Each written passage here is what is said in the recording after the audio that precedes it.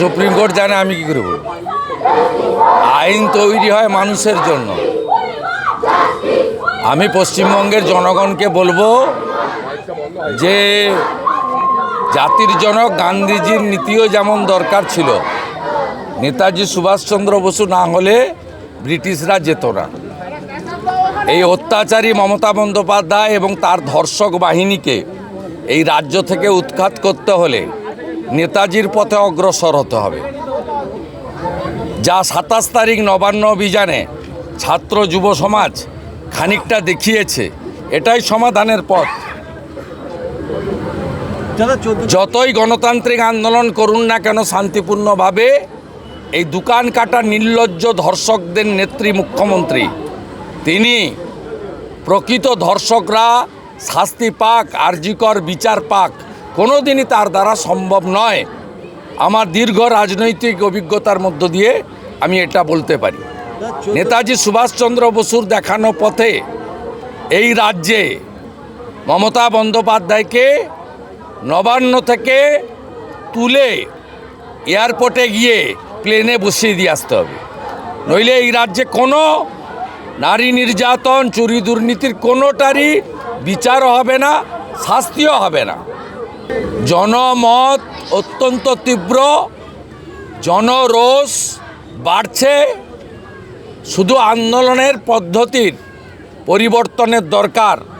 27 তারিখ ছাত্র যুব সমাজ যা দেখিয়েছে, তারা অনেকে আহত হয়েছে, এখনও অনেকে জেলে আছেন, আজকে অনেকে জামিন পেয়েছেন, আরও অনেকে 150 জন এখনও জেলে আছেন।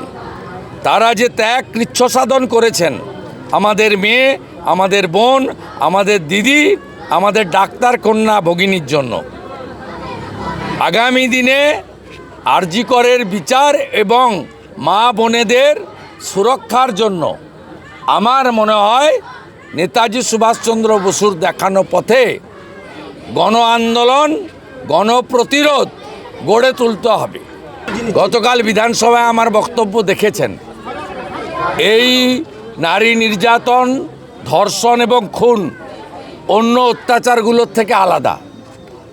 এটি সরকারি ধর্ষণ এবং খুন।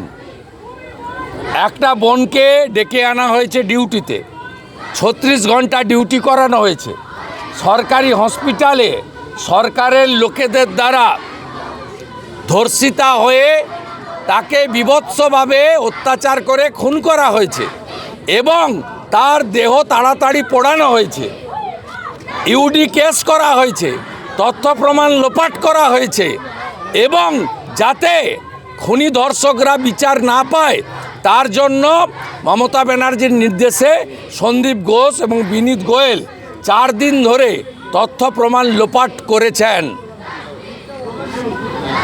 তাই রাজ্যের শাসক দলের কোনো অধিকার নেই আরজি কর নিয়ে একটা বাক্য তো দূরের কথা, একটা শব্দ উচ্চারণ করার।